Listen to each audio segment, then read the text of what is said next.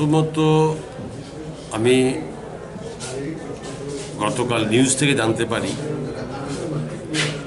যে গতকাল বিশালগড়ে এখানকার কংগ্রেস পার্টির মাননীয় সভাপতি, রাজ্য সভাপতি, সিনিয়র অ্যাডভোকেট পীযূষ বিশ্বাস মহাশয়ের উপরে কিছু লোকের সেখানে ওনার গাড়ি হামলা করা হয়েছে।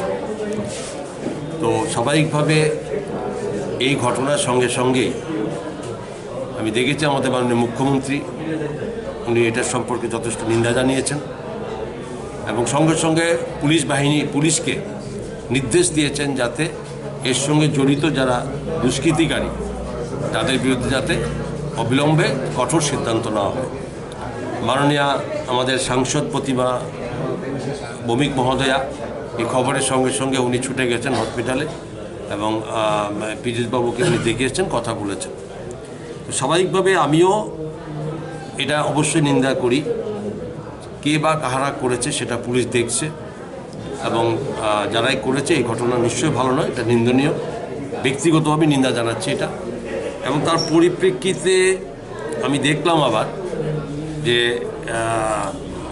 কংগ্রেস পার্টির পক্ষ থেকে একটা প্রেস মিটের মাধ্যমে যে আজকের দিনে 12 ঘন্টা ওনারা একটা মানে বন্ধ দেখেছেন। আমি ব্যাপারে কখনোই ওনার সঙ্গে সম্মত হতে পারি না, এই কারণে যে হঠাৎ করে রাত্রেবেলা একটা বন্ধ দেখে দিয়েছেন, সাধারণ মানুষের কোনো প্রস্তুতি নেই। আর বন্ধ ডাকার আগে আমি মনে করি ওই দলের তাদের ভাবা উচিত যে যেখানে মাননীয় মুখ্যমন্ত্রী সঙ্গে সঙ্গে পেয়ে নির্দেশ দিয়েছেন তাকে এই যারা এই কাজের সঙ্গে যুক্ত তাদেরকে অ্যারেস্ট করার জন্য এবং শাস্তিমূলক ব্যবস্থা নেওয়ার জন্য, সাংসদ যেখানে দৌড়ে ছুটে গেছেন দেখার জন্য, সেখানে মনে করি কংগ্রেস পার্টি এটা বোঝা উচিত যে সরকার চায় না এবং সরকার তার জন্য দুঃখিত। খুদ মুখ্যমন্ত্রী যেখানে বলেছেন সেখানে বলার নেই।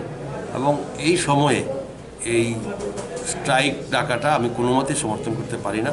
কারণ সরকার যদি এটা যদি একটা অ্যাকশানের জন্য যদি না বলতেন তাহলে এটা অন্য জিনিস ছিল। তাই আমি সারা রাজ্যের পরিস্থিতি কীরকম রয়েছে পরিবহন ক্ষেত্রে কি স্ট্রাইক নিয়ে দেন পরিবহন ক্ষেত্রে কোথায় আমার গাড়ি চলছে, আমি সকাল থেকে দেখছি বিভিন্ন সময় গাড়ি চলছে, রিক্সা চলছে, অটো চলছে, বাস চলছে, ছোটো গাড়ি চলছে। আজকে এখানে দাঁড়িয়ে আমাদের এটা ভারত সরকারের নির্দেশ মোতাবেক যেখানে আপনার 1 মাস ব্যাপী এই রোড সেফটি, ন্যাশনাল রোড সেফটিটা মেনটেন করতে হবে।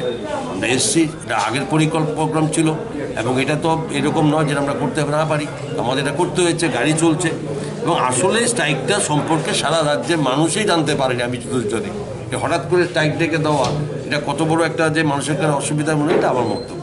দেখুন গাড়ি চলছে অ্যাজ ইট ইজ, 4 জায়গাতে। আমি অন্যান্য ডিস্ট্রিক্টের খবর নেই, তবে এতটুকু বলতে পারি আগরতলাতে আমি আছি, দেখেছি সব জায়গায় গাড়ি চলছে। Thank you.